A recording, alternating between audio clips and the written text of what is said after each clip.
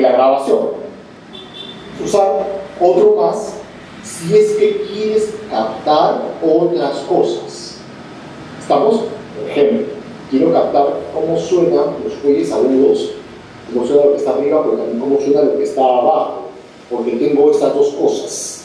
Tengo lo que tengo en el teclado normal y lo que tengo en los botones, que emiten cosas distintas. Por ejemplo, en los estudios de grabación, cuando he grabado con acordeonistas, siempre los hemos grabado por separado. Es decir, una toma con lo que hace con los botones y otra toma con lo que hace con el teclado. ¿Para qué? Para luego balancearlo. Y eso normalmente ha pedido el propio acordeonista. También, que ha pasado mucho. Sin embargo, no es raro que la doble migración sea justamente para tener una correcta toma de ambos registros sonoros. De los agudos en la melodía y lo que tengo en la micro del otro lado. Podemos tener un tercer micrófono en otra fuente. Por ejemplo, el acordeón tiene registros. Tiene museta, tiene varios registros más. Estamos, y también puedes tú ver que tal o cual registro sea mucho más notado y por lo tanto ubicas el micrófono en la posición donde mejor identifique ese registro. Una tercera opción para hacer grabado con 3 micrófonos. Hacer registrado con 3 micrófonos es que quiero captar el ambiente, el room, la reverberación de la sala.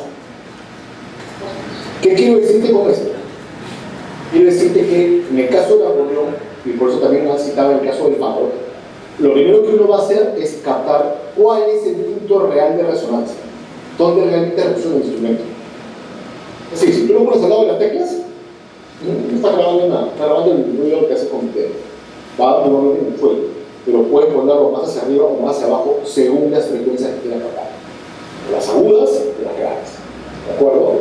Y la otra cosa es si quieres captar también el espacio sonoro. Es decir, en un estudio de grabación, instalas un micrófono a cierta distancia.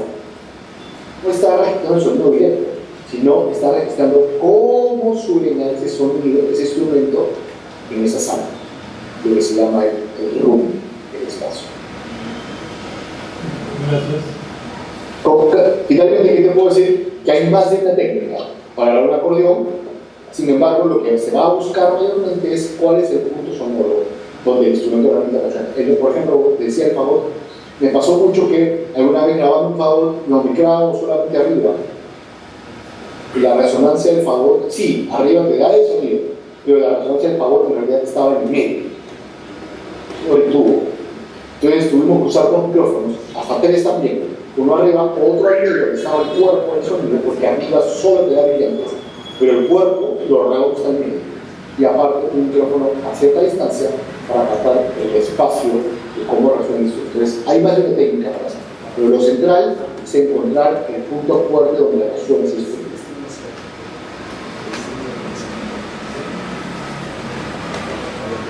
¿Y otra pregunta? Espero haber respondido.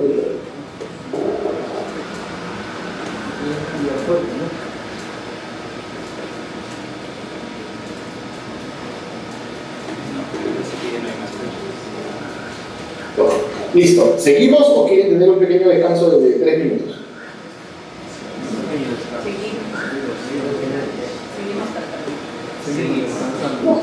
Seguimos, perfecto. Vamos.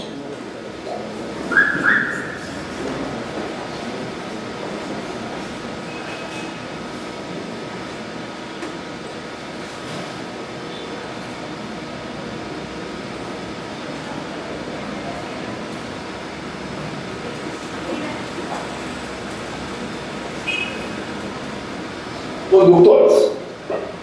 Ya. Si yo tuviese que irme a Huánuco, ¿qué debo hacer?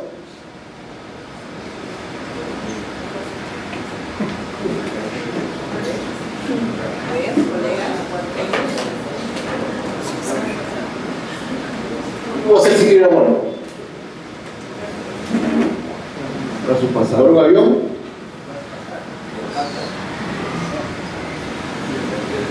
Claro, si yo quisiera irme al aeropuerto, comprar un pasaje, tomar un avión o irme a una empresa de transporte. El avión o el bus es un transporte y esto dado por un toro. ¿Por qué hago la analogía? Por lo siguiente. Los cables, los tipos de cables que se emplean en todo esto son conductores. Conducen la señal eléctrica, ¿de acuerdo?, del micrófono al aparato, a la tarjeta de sonido que vimos hace un momento, que va a codificar la señal eléctrica en señal digital. ¿Ok? En el caso de la forma que ahora se produce. Antiguamente portaban la señal eléctrica a la consola, que era la que registraba esta señal eléctrica en la cinta magnética. En la actualidad, estos van a la tarjeta de sonido, y a la tarjeta de sonido lo que hará es transformar la señal eléctrica que ha emitido el micrófono y transformarla en señal digital, en dígitos. ¿De acuerdo? Por esa razón, los cables son vitales en esta cadena. ¿Tienes malos cables? Y tus cables están mal sellados, están mal, ¿cómo se llama esto?, soldados. Cable es un cable barato, vas a tener problemas. Yo tuve que aprender a soldar. Tuve que aprender. Aquí en Lima, normalmente los cables los mandamos, los hacemos, vamos al girón paruro, famoso, ¿ya? Y cada uno ahí tiene pues a su casero, pues, ¿no? Entonces, que ya sabes, entonces cuando compras cable, yo ya voy y le pido, quiero tanta cantidad de cable, y ya conozco a mi casero y digo, ya quiero esto, quiero cables, quiero utilizar tal tipo, tal marca de cable, quiero que usar tal plug y tal marca porque me funciona. Pero sobre todo lo que me interesa es que yo ya sé que ese casero con este trabajo, la forma en que suelda y la forma en que trabaja funciona perfectamente. ¿Por qué? Porque los cables, todo es importante. Cable no es el patito feo, es no debe de ser, porque tú tienes un mal cable, un cable que se rompe, vas a insertar ruido. Cable barato, mete ruido. Si tus cables, o sea, mete ruido en el sentido no porque sea barato, sino porque probablemente está hecho, sea barato, está hecho de un material que no sirve para lo que tú lo estás haciendo. Por esa razón, normalmente los cables para audio no los vas a encontrar pues, ni en Ripley ni en Saga, porque son cables, esos que están ahí son para uso doméstico. Gente haga su karaoke y todo eso, ¿no? De pronto en alguna tienda que acá en Lima una se llamaba Radio Shack, ¿no? Creo que ahora cambió el nombre. ¿Puedes encontrar ahí? Sí, podrías encontrar, pero normalmente las encontramos en tiendas de audio, tiendas especializadas en cosas de audio. ¿Ok? Estos cables o conductores nos referimos a cables que están hechos con materiales metálicos para permitir el paso de la corriente a través de ellos. Tenemos dos tipos de cables. Cable balanceado, formado por tres conexiones. Los dos donde pasa los polos, positivo y negativo, recuerden que estamos hablando de electricidad, y la malla donde pasa el neutro.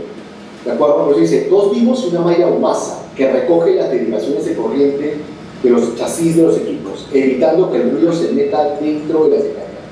Entonces, los cables balanceados son estos. A ver, voy a que lo vean.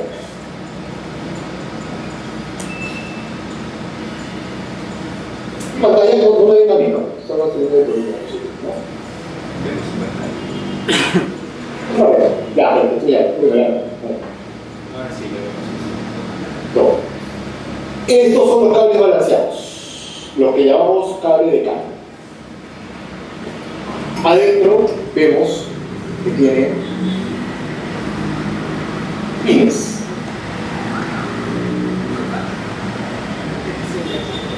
Dos va la carga eléctrica, positiva o negativa, y uno donde va la tierra, la malla. ¿Ok? Por eso son tres. Esto se llama cable balanceado. XLR. También se le conoce. XLR. ¿Ok? cable balanceado. Y tenemos después los cables no balanceados o desbalanceados, que son lo que llamamos plug.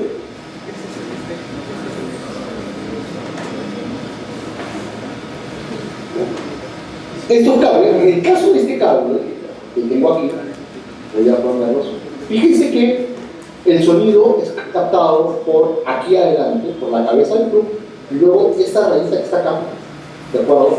También. Eso tiene doble radio, claro. ¿Por qué? Porque este tipo de plug es un plug estéreo.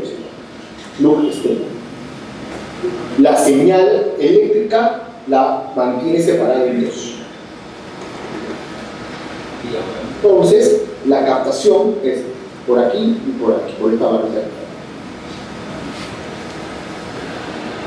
Esta de acá y acá. Cuando solo tiene uno, solo está captando por ahí. Entonces, este es un cable no balanceado o desbalanceado, TRS. Es solo un conductor que lleva la señal de audio y una malla que envuelve y protege el cable de los posibles potenciales de corriente. Las que no se podrían anular de ninguna manera si entran dentro del circuito de cable. ¿Ya? Por ejemplo, un guitarrista eléctrico que hace es usar cables no balanceados. Su guitarra eléctrica usa cables no balanceados. Pero después, por ejemplo, si ha usado un simulador de amplificador y su sonido no va a pasar por un amplificador, sino va a pasar directo a la consola, esa señal de consola, esa señal de la guitarra va a tener que pasar en señal balanceada. Sí, él ha usado un cable plug para su guitarra, a sus efectos de guitarra. Pero, si quiere que tu pedalera vaya directo a la consola, esa señal va a tener que ser balanceada, porque si no te va a dar problemas. Uno de los grandes problemas es que los cables no balanceados pueden meter ruido. Por lo tanto, se transforma por medio de una cajita, ¿ya?, que usamos aquí, que transforma la señal de no balanceada a señal balanceada. Entonces, voy a explicar esto. Entonces, no todos los cables sirven para lo mismo. Los micrófonos, la microfonía, emplea cable balanceado. Microfonía profesional emplea cable balanceado. Me refiero a micrófonos para cantantes. Todo micrófono para cantantes, para instrumentos, todo lo que sea microfonía usa cable balanceado. ¿Okay? Es muy raro que un micrófono profesional tenga cable no balanceado, eso puede ser para tu casa, para el karaoke, para todo eso, pero no es normal. No es lo profesional, no es lo que se utiliza en el audio de un concierto o una grabación. Por otro lado, los cables no balanceados utilizan, sí, pero ¿para qué? Para conectar tu guitarra eléctrica, para conectar el bajo, para conectar los teclados. Sin embargo, los teclados, que si bien es cierto, usan cables no balanceados, cables de plug, van a lo que se llama el bit expose, la caja directa. Es una cajita que transforma la señal de no balanceada a señal balanceada, de baja impedancia, también se llama así, de baja impedancia. ¿Ok? Y esto hace que lo que la consola recibe es una señal ya balanceada, ya estabilizada, donde no va a entrar. Esa es la diferencia. Y es como se emplean los terminales de conexión. XLR es el conector más utilizado en el sonido profesional. Su disposición recuerda a un conector TI, pues, puesto que tiene vástagos metálicos en un ángulo de 360 grados, rodeado de un anillo metálico a modo de guitarra. Eso tiene tres lados. ¿De acuerdo? Técnicamente, el macho es el que posee aquí los pines y la hembra es donde esto conecta. El micrófono de condensador se conecta con la hebra del terminal. ¿Vamos? Y el macho del cable va a la consola. ¿Qué funciona esto? Terminal de conexión. El otro terminal es TRS, ojo. ¿Estamos? Estamos hablando de TRS porque son cables estéreo. Tiene 3 TRS porque son 3 conductores. Si es de 2 conductores, yo creo que tengo uno por acá.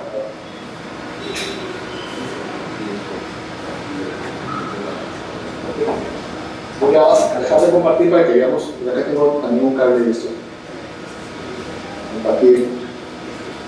¿Están viendo a mí, no? Sí, sí. Ah, ya. Ah, pensé que estaban viendo. Ya. A ver, fíjense acá. ¿Ven la diferencia?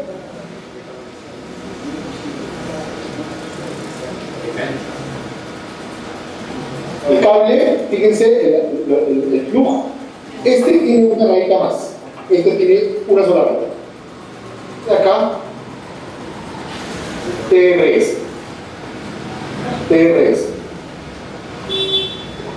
Y acá es un TRS. Compartir la diapositiva para explicar nuestra diferencia.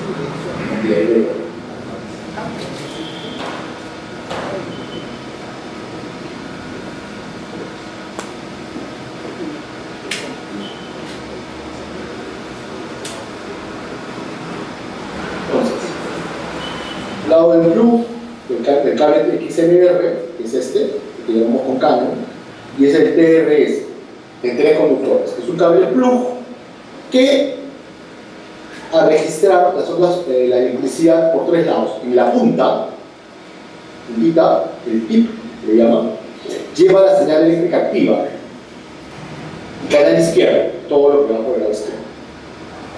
LED, el anillo, lo que está acá abajo, el anillo, ¿de acuerdo? Ring, la señal balanceada o canal derecho. Y el cuerpo es la tierra o la masa. A ver, voy a mostrarlo, voy acá.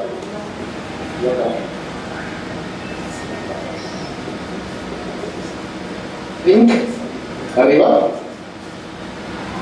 Anillo, que lo vemos acá. Esto que está acá debajo de la segunda línea negra, el esclavo del cielo, que capta la tierra para evitar justamente el problema. Este es un tipo de cable TRS, ¿okay? de tres lados. Y luego, voy a compartir otra vez de la diapositiva.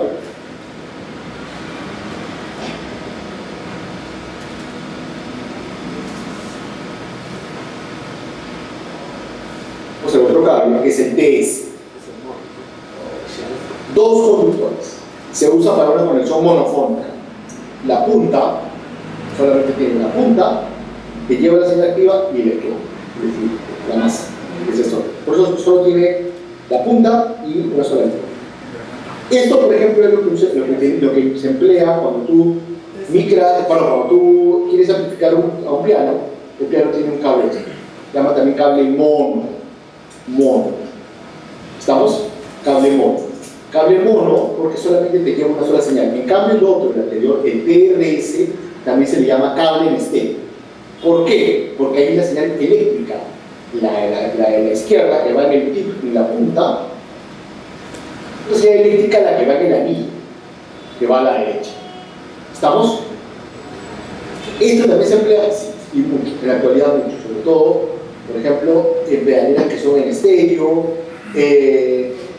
el tipo de salidas de teclados que tengan, aunque en realidad cuando los teclados tienen salida estéreo en la actualidad, usan 2 cables monos, 2 cables TS, ¿ok? Pero son diferentes, cable TRS estéreo, cable TS es un cable. Ese es otro tipo de cable, RCA. Realmente los hemos visto en nuestros conectores de audio, ¿de acuerdo? Cuando tienen el blanco, lleva una señal izquierda, y el rojo es la señal de audio derecha. Una vez más, como todo cable, solo transportan señal eléctrica. Ese es el sonido que es una señal eléctrica. ¿De acuerdo? El blanco, izquierda, el rojo, derecha. Cuando ustedes conectan sus aparatos de cable al televisor y tienen 3 pines, tres cablecitos, es el blanco izquierda, el rojo derecha y el amarillo es la señal de video. Cuando conectan o compran los Blu-ray o los DVDs y tienen 3 cables, el amarillo es la señal de video, los otros 2 son la señal de video. Es un cable que se llama cable de RCA. Y esto, el SPIC. Ya, estos son cables raros, normalmente no los solemos ver, porque estos cables son para conectar parlantes, empleados para conectar amplificadores y altavoces. Cada conector SPIC-on está diseñado con un sistema de bloqueo y admite conexiones con soldadura o microtornillos. Los machos siempre se encuentran en el cable con conectores idénticos a ambos lados y las hembras en los paneles de conexión. Ya esos cables son básicamente para conectar voces o amplificadores. ¿Por qué? Porque lleva mayor cantidad de carga eléctrica. No ven que están llevando todo lo que la consola ha procesado, toda la información eléctrica de todo lo que se ha procesado va por esto. Por eso que son cables muy específicos. Y son cables, además, mucho más gruesos que los cables complejos. Consolas de sonido. Las consolas son aparatos que van a permitir la manipulación del sonido. Son parte esencial en el resultado sonoro oficial. Por ejemplo, miren, el año pasado yo tuve una experiencia, trabajé para un espectáculo que está, no voy a decir qué teatro porque van a quedar mal, pero en un teatro muy importante de Lima, uno de los que queda en el centro de Lima. Y el teatro tenía un problema con la consola principal y nos dieron una consola alternativa. Esa consola alternativa solo tenía 32 canales. El espectáculo que yo tenía montado requería una consola de mínimo 45. Porque había y eso que mínimo valor de mínimo, ¿no? Creo que era en realidad como 50 mínimo, pero bueno. ¿Qué pasó con eso? Que al final, cuando montamos en este espacio con estas condiciones, producto de esa consola, no tienen ni idea, creo que ha sido el espectáculo que más me he peleado con la gente de producción, porque los comentarios eran de que, ay, eso está mal hecho, qué mal trabajo has hecho, no tienen idea. Bueno, acabó este espectáculo y 3 semanas después montamos el mismo show, autoteatro, también del centro, cuya consola es nueva, y es una consola moderna y todo. Pusieron play y todo sonó maravilloso. Pues, oye, qué maravilla, ¿qué has cambiado? Nada, no he cambiado nada. Es lo mismo. Lo que pasa es que la consola de teatro nos dio muchos problemas. Porque no era una consola que necesitaba para el espectáculo. Entonces, la consola de algo puede modificar tu sonido, sí, y mucho. Quien más puede modificar tu sonido es quien opera la consola. Puedes tener la consola más moderna del mundo, pero si el que la opera no está calificado, tu consola muy moderna no sirve para eso. Es la mezcla de la consola y la opera. Otro tipo de consolas. Consola analógica. Estas consolas tienen diferentes entradas en la pared superior y en la pared posterior. Esto y no pasa, o sea, todo lo que tenemos como consola analógica son simplemente señales eléctricas, transformaciones de señales eléctricas que la consola decodifica y emite hacia el parlante, y el parlante lo termina transformando de nuevo en su señal. Todo esto, las consolas analógicas no tienen ningún proceso de digitalización, es decir, nada ha sido pasado a dígitos. Por lo tanto, no emplea un CPU, no tiene funciones. O sea, cuando hablo de que tiene un CPU, es que tiene una computadora dentro. Las consolas analógicas no tienen consolas, funcionan de manera análoga, operativa. Tienen su pro, tienen su contra. Uno de los pros es que probablemente te da un sonido más caliente, más redondeado de una consola analógica. Contra, que una consola analógica, si tú tenías un concierto, en tu concierto tocaban 10 bandas, ¿ya? 10 grupos, y en cada grupo había hecho tu prueba de sonido, tenías que tomarle fotografía a la mezcla mezcla de cada grupo, fotografía o dibujarlo, para que al momento que tocas ese grupo tú vuelvas a operar las perillas como los habías dejado en la prueba de sonido. Uno por uno. Y eso es un gran problema. Eso ya no ocurre en la consola digital. En las consolas digitales, ahora, tú registras lo que se llama el stage.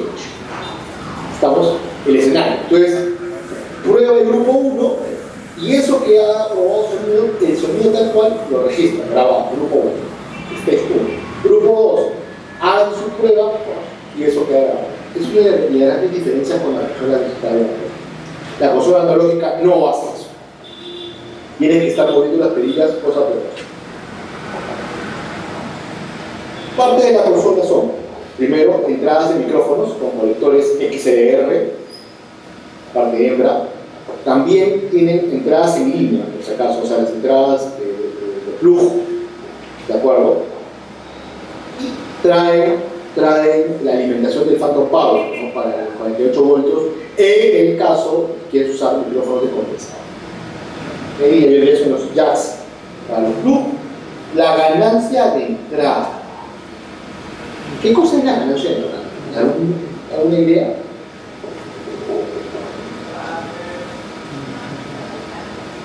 Ganancia de entrada.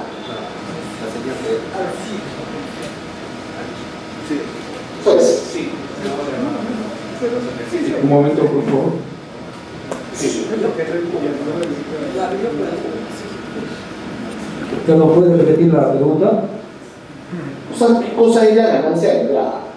A ver, puede ser el nivel de volumen que ingresa a la consola o al interfaz o a la señal. Sí, no hablamos de volumen, hablamos de presión sonora. Ya. Efectivamente, La ese presión nivel sonora. de presión sonora que ingresa. ¿Estamos? Cuando tú tienes el potenciómetro de la ganancia de entrada y tú le das más, está ingresando más presión sonora. Y por lo tanto, al entrar mayor cantidad, al tener mayor ganancia de entrada, lo que va a tener es que también puede entrar ruido. Una consulta. Puede entrar ruido. Al subir a la ganancia de entrada, tú le estás dando más volumen, al final sí, pero estás dando el volumen de ingreso. ¿Cuánto quieres que entre? Más o menos. Ya. Eso se puede transformar en ruido, sí. Por eso hay que tener mucho cuidado con la ganancia de entrada. No solamente es darle mayor ganancia, algo. Es saber cuánto es lo que necesito para que no me distorsione el sonido, que no me dé acoples, feedback, eso que hablaba tú. Sí, dígame. Sí, cuando dice presión sonora nos referimos a lo mismo como decibeles. Claro, la presión sonora se mide en decibeles. Gracias. Pasa es que al final siempre le hemos dicho como volumen. Y el volumen, más bien, es la percepción, forma en que lo percibe el oyente. ¿Ok? Técnicamente, dígame, ¿alguna otra pregunta? Sí. Sí, doctor Humberto, interesante lo que está exponiendo, y esto tiene que ver con un tema de la salud pública ya al final. Sí, el tema de la acústica. Y cuando hablamos de acústica podemos hablar del problema que se vive dando en la sociedad, en el ambiente, que es la contaminación acústica. Entonces, pero cómo esta contaminación acústica está afectando al tema de nuestra salud, al tema de las emociones, al tema de la carga emocional, porque esta es la música, no la música, pero la acústica está también a través de los ruidos que produce la movilidad, las discotecas, por ejemplo, ¿no? Eso es inquietud. ¿Recuerdan la charla, que hablé ayer, por mucho largo rato, al comienzo, de por qué era importante estudiar música? Porque la música tiene todo un correlato social, un correlato interior, un correlato psicológico, cómo eso, por qué es importante, por qué el cerebro, cómo codifica la música y por qué hace que todo esto sea importante. Cuando hablamos hablamos de música y lo tomamos en serio, cuidado, estamos haciendo un servicio a la humanidad. Esto es una cosa clara. ¿Por qué? Doctor Roberto, Sí. mire, estoy haciendo un trabajo bonito de investigación sobre el tema de lo que viene a ser los momentos musicales, la música tiene sus momentos, y el desarrollo de competencias profesionales, por ejemplo, en la Universidad de Guanajuato, que tiene una carretera central, igual que la Naval también en Tijuana, igual que la Católica del Perú, no es universitaria, pero que se percibe ruidos, y esto tiene que ver con la música, momentos musicales y el fortalecimiento de competencias profesionales. ¿Cuál es su punto de vista, distinguido? Gracias. Para empezar, aún no soy doctor. Magíster por ahora. Y con mucho gusto. Miren, se lo explico muy claramente. No nos afecta. De hecho, cuando yo hablo de presión sonora es porque te está golpeando. En una clase, yo siempre digo lo siguiente. Uno piensa en las discotecas son parte de un conjunto de cosas. Y siempre hay, que en Lima al menos, 3 cosas más que van al lado de la discoteca. 3 cosas más. Al costado de la discoteca siempre hay 3 cosas más. Primero, por lo menos, el pollo a la brasa que te vende tu chaufa y tu caldo de gallina a partir de las 3 de la mañana. Farmacia. 3 cosas que están al lado de una discoteca. ¿Y esto por qué?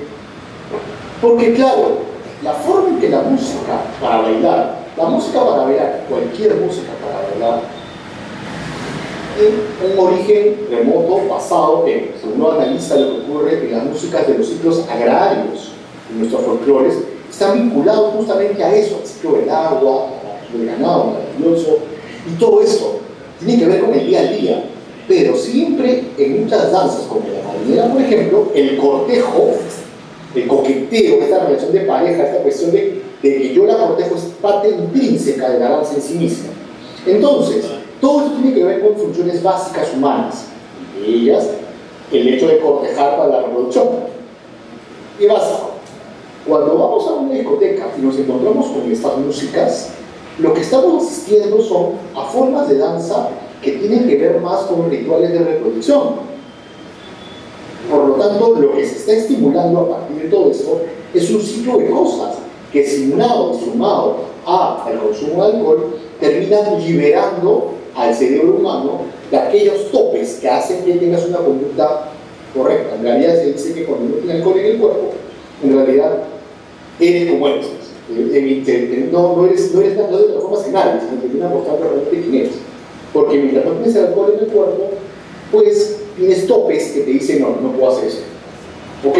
Dicho esto, cuando le digo que está después de la teoría, de la farmacia y de la todo ahí, es porque hay una estimulación que ocurre en este primer espacio de la discoteca. Esto no es gratuito. No es gratuito. En la actualidad, la música, mucha de la música comercial, está hecha por intereses comerciales. Una razón. Vemos que una selección de fútbol, un equipo de fútbol, lo promociona una empresa de cerveza, es porque ese equipo de fútbol, el espectáculo como tal, lo que hace es que si a ese equipo le va bien, más gente va a celebrar y por lo tanto más gente va a consumir cerveza. La lógica del comercio ha ido haciendo que la música entre en interacción con esos intereses, ¿de acuerdo? Y haga que la gente consuma más tal producto u otro producto. Y por lo tanto, en la actualidad, el bombardeo sonoro que tenemos es producto de eso, que todo el mundo quiere que su producto sea consumido. Por lo tanto, y en base a lo que ya expliqué ayer, cómo opera la música en el hombre, ¿de acuerdo? Es por eso que eso lo tienen claro, nos están moviendo emocionalmente. Afectivamente, lo que están buscando es tener mayor cantidad de consumidores. Y esa razón, y esto es por esa razón, de que estamos bombardeados todo el tiempo de música. Ahora bien, la otra parte, porque todo tiene siempre dos partes. John Blackie, en un texto que se llama, no es Blackie, este es George Ludice, ¿ya? En un libro, en uno de sus libros, no recuerdo el nombre del libro, pero plantea lo siguiente: los seres humanos en la actualidad usamos la música para sonorizar nuestro día. Música para levantarte, para ducharte, para salir a correr, escuchas música en el desayuno, escuchas música en el almuerzo, usas una música a ir de la universidad a casa, usas otra música para dormir, música para estar con tu pareja, usas música para todo. Y esto tiene que ver por varias razones. Una de ellas tiene que ver porque estas músicas nos sirven para acomodarnos emocionalmente a los momentos. Nos generan climas emocionales. Por otro lado, también evidencia que le tenemos miedo al silencio. Una realidad que nos interpela. Ambas cosas van de la mano. El asunto comercial, pero también este asunto de origen interno de las personas. Cuando hablamos y cuando usted me plantea el asunto del ruido sonoro, del bombardeo sonoro y todo esto, y cómo esto afecta el alcance de competencias académicas, supongo, pues yo sí creo que tiene una diferencia. Por ejemplo, miren, yo cuando hacía la maestría y estaba haciendo mi tesis, trabajaba en dos universidades, estaba poniendo un show dos shows a la vez, tenía muchas cosas, encontré que si me ponía a escuchar música clásica no me podía concentrar porque es lo que hago, me encanta, ¿no? Que estudiar con el día y ¡pum! Me terminaba distrayendo. Pero encontré que, por ejemplo, había la música de una banda de rock que se llama Pink Floyd, por ejemplo, que al escucharlo, eso sí no funcionaba. Me permitía concentrar y es muy buena música, buenísima, me encanta. Encontré porque me generaba un clima emocional que me permitía concentrar. ¿Qué ocurre? Lo hemos hecho por ambas razones. La cantidad de bombardeo que tenemos es una, por intereses comerciales, están bombardeando todo el tiempo porque está en una cadena de consumo que está detrás de esto, pero también por necesidades interiores, psicológicas, emocionales. La música viene a trabajar en todo eso que hay en manera afectiva. Y de hecho, todo esto que hablo sobre el audio también termina siendo un tema, pues, porque de pronto estamos acostumbrados a subirnos el volumen como sociedad, a subirnos el volumen para ser escuchados, pero no siempre estamos acostumbrados a bajarnos el volumen, escuchar. No siempre estamos acostumbrados a mover nuestro ecualizador social para que lo que decimos llegue claramente. Entonces uso la frecuencia que necesito y elimino la que no necesito.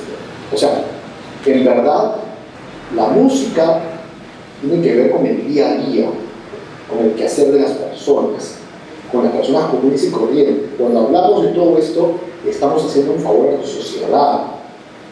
Porque yo sé que el Estado no entiende, tampoco lo va a entender, jamás.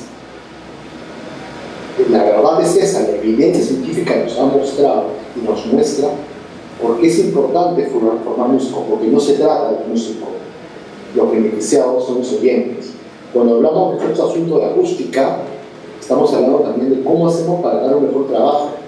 Cuando tenemos la ciudad de Lima, por ejemplo, yo comparo mucho Lima con otras ciudades, por ejemplo con Arequipa, con la abuela de Arequipa.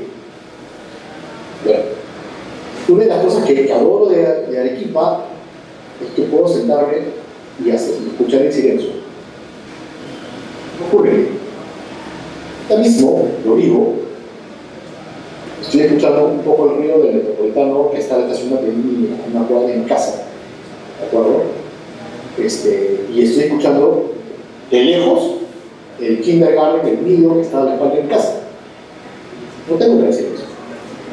Esto sí genera una alteración en la psicología de las personas. Nunca estamos en espacios de paz. Lo más. Perros, por ejemplo, se molestan cuando pasan los aviones. porque sus oídos son tan finos que captan tanto las frecuencias graves, que son perturbadoras, como las frecuencias muy agudas, como las que emite la vida. A nosotros no nos molesta. ¿Por qué no nos molesta? Porque nuestros oídos no llegan a los rangos que llegan los animales. Sin embargo, es un ruido que ya hemos asimilado. Por lo tanto, ya lo pasamos porque ya estaba, pero sí nos acelera, sí nos genera estrés. El problema es ese, el estrés. Cuando hay mucha presión sonora, genera mayor cantidad de estrés. Hace un rato hablaba de la discoteca. ¿Por qué? Cuando tú tienes música a 180 decibeles, bueno, a 120 decibeles, sonando, y tienes una saturación de graves en el kick, pum, pum, pum, pum, pum. ¿De acuerdo? Estamos hablando que estás estimulando entre los 80 y los 40 Hz, frecuencias graves, frecuencias muy graves que te están golpeando en el pecho. Pum, pum, pum, pum, pum, pum. ¿De acuerdo? Recuérdense una cosa, hemos estado durante 9 meses en el vientre materno escuchando una sola cosa, latidos cardíacos. ¿No suena? Pum, pum, pum, pum. Cuando vas a la discoteca y sientes que te golpea en el pecho los graves del bombo, de algo, están jugando ese estímulo básico que has tenido durante 9 meses. Y te están condicionando a mover. Bailas en la discoteca, eso es un estímulo. Tu cerebro está siendo estimulado, está recibiendo información y te está llevando a bailar. El baile es respuesta al estímulo recibido. Hay personas que se pueden ir porque no les gusta el ruido, hay personas que se ponen a bailar y está muy bien. Sientes placer, claro, porque así estimulado y baila, sientes placer. En esta estimulación del baile va a ocurrir otros fenómenos. Vuelvo a decir, muchas de nuestras danzas son de cortejo. Ese cortejo ocurre cosas. Sumados al consumo de alcohol que se da en estos espacios, terminas gastando probablemente en una sola noche, en Lima al menos, tranquilamente entre 100 soles y 200 soles.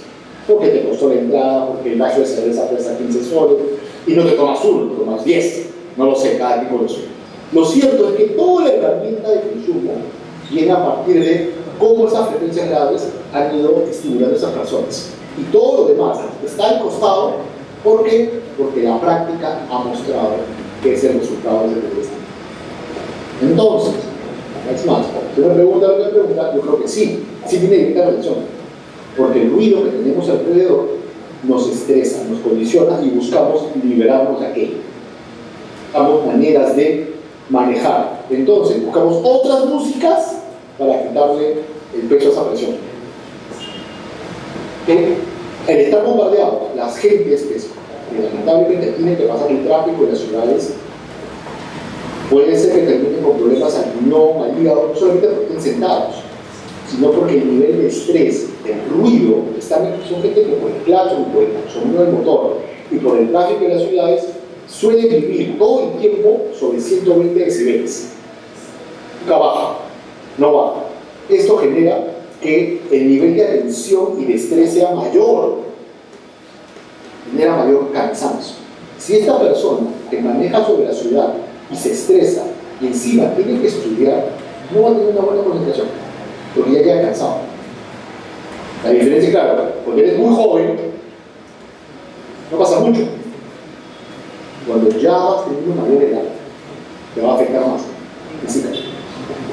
Entonces sí hay una razón de creo yo. Espero haber respondido su pregunta.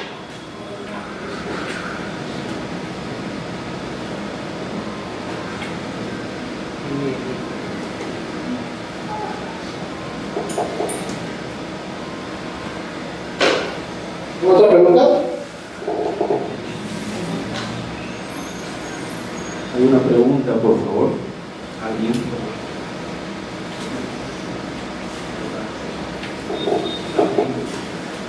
Listo, continuamos con la exposición.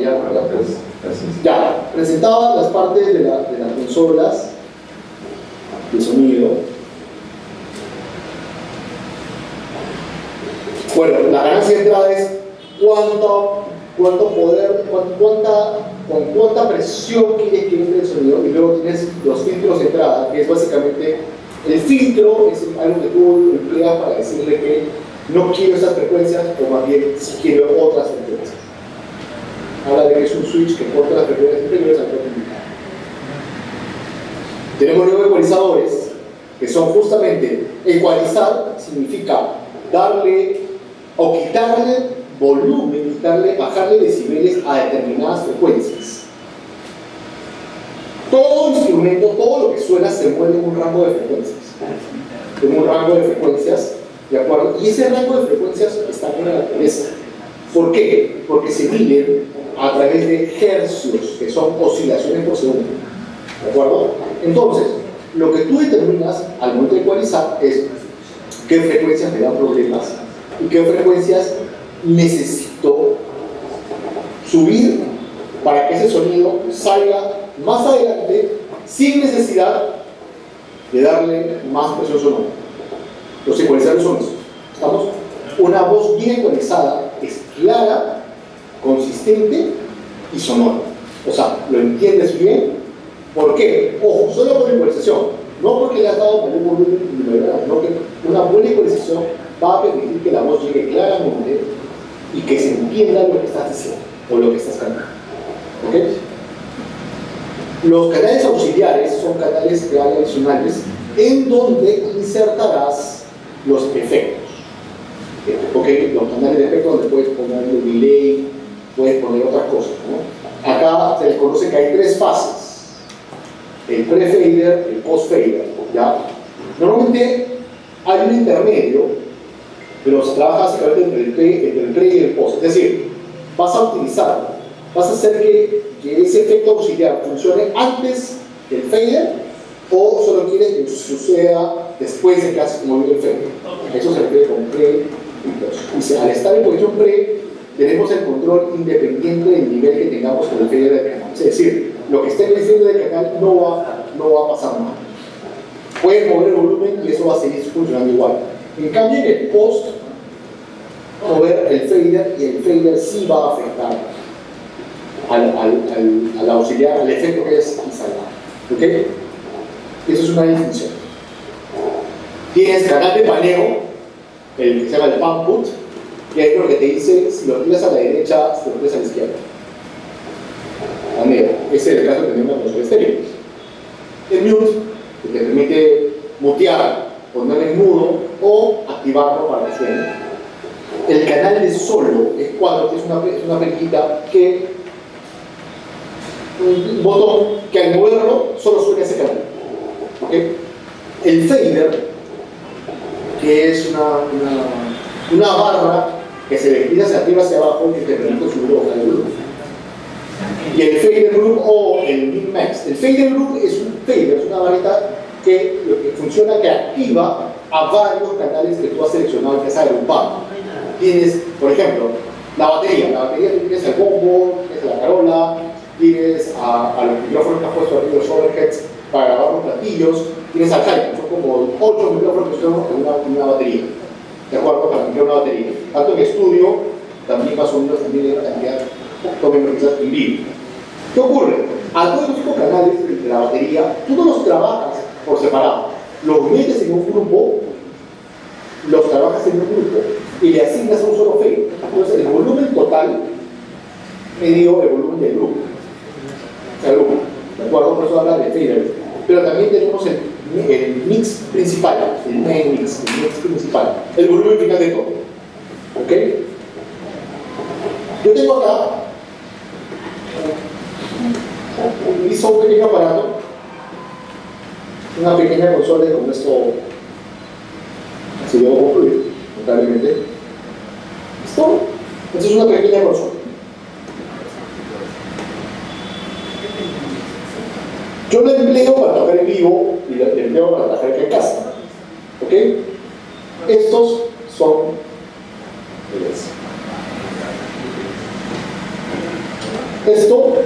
los canales de pan put. Es decir, yo los muevo y muevo el panel de derecha a izquierda. ¿Por qué? Porque cuando vemos un escenario, no todos son en el centro. Tú puedes decidir que haya cosas que sean un poco más giradas a la derecha, a la izquierda. Sobre todo, esto ocurre sobre todo cuando hacemos audio para la grabación. ¿Por qué? Porque la gente está escuchando sus oídos, pues nada más. Por lo tanto, algunas cosas las una es a la derecha, otra es a la izquierda, otra las tiras totalmente a la derecha, también de la izquierda, pues eso se hace con este canal. O con esta película. O aquí, ven, aparece del solo, el mute, y tengo al final esto que dice R, que es para grabación, ¿ok? Esta pequeña consola no tiene un control principal porque está hecha para tocar el viento. Entonces el control principal se lo asigna a la consola principal. Me permite, en este caso, conectarme con la computadora y operar todo lo que tengo en la computadora. Entonces, esta es una consola pequeña, ¿ok? La consola lo que va a hacer es, en este caso, en el caso del estudio en vivo, es recibir la señal eléctrica, procesarla y volverla a transformar en señal eléctrica para mandar ya procesada a los amplificadores. En el caso del estudio de grabación, la consola es el corazón de todo, porque va a recibir tanto lo que viene ya de la tarjeta, y eso un poco solamente quiero mostrarlo para cerrar una consola digital. En el momento de terminar con eso, ya no martirizamos más. Es una consola digital, una pantalla, ¿verdad? ¿Por qué? Porque es una computadora. Es lo mismo que la consola analógica, pero de manera digital, es decir, digitalizada, es decir, funciona con un CPU interno y funciona con una computadora. Una de las principales características de esto es que puedes tener una consola chiquitita de 5 canales, pero como es digital, esos 5 canales en realidad son 5 faders, pero que puede estar operando en realidad 30 o 20 de canales. Ya no requieres tener una cosa grande para... Eso es una de las diferencias. Porque, por ejemplo, acá podemos ver que tiene 1, 2, 3, 4, 5, 8 canales acá y 8 acá, pero en realidad esa consola soporta 64. Porque es una computadora. Entonces, ¿qué pasa? Pasas de una lista a la otra, del 1 al 16, del 17 al 32, del 32, así. Entonces vas pasando y te permite tener manejo de todo, y lo mejor, permite guardar la mezcla que has hecho al día de hoy. Mañana cuando vuelves, prendes, buscas el escenario stage, tran y listo. Ya tienes todo lo que dejaste en tu plan. Eso no ocurre con la consola analógica. La consola digital sí te permite eso. Bueno, lamentablemente me ganó el tiempo. Quiero agradecer por estos 2 días. Yo les voy a compartir esta información también. La verdad es que estoy muy contento de haber hecho esto. Estoy muy agradecido al tiempo que me han brindado para darles esta pequeña inducción. Me encantaría poder seguir haciendo esto y estoy a su disposición para lo que guste. Gracias, César. Hemos solicitado a la Escuela de Música participar de uno de los proyectos de responsabilidad social que tengan a cargo ustedes para que nuestros docentes puedan hacer un intercambio o una pasantía en Lima, y también quizá podemos continuar con algunos temas específicos que les interesan a los docentes de la Universidad Nacional Daniela Leonía Robles de Guatemala. Muchísimas gracias. Por favor, le despedimos con un fuerte aplauso.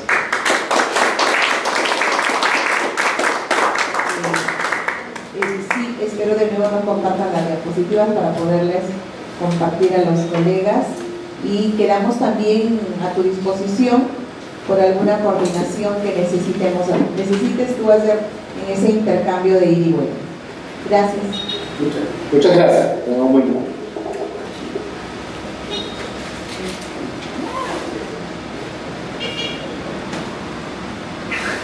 Colegas, el día 26 de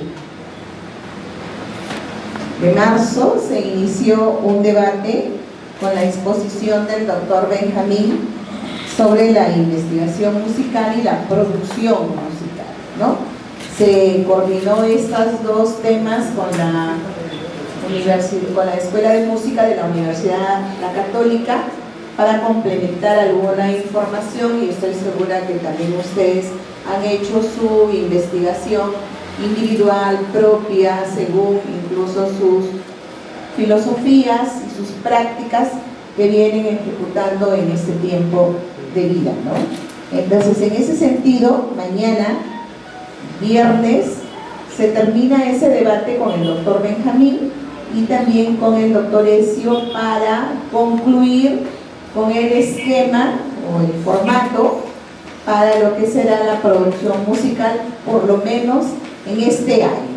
Y luego se evalúa cómo nos va y se pueden hacer algunos cambios que se crean necesarios, ¿no? Entonces mañana, 8:30, colegas, los esperamos aquí mismo. Aquí va a ser el debate y porque se pretende llegar a esos acuerdos, ¿no? Muchísimas gracias por su participación. Quedan pendientes también solo dos: el taller de elaboración de los proyectos de investigación cuantitativa, cualitativa y mixta, cuyos formatos se acordaron en diciembre del año pasado, y la presentación ya del subsistema de investigación que pretendemos comience a funcionar desde este año con la investigación de estudiantes y de docentes, ¿no? Empezamos con los estudiantes del instituto y para irnos familiarizando también con ellos. Gracias.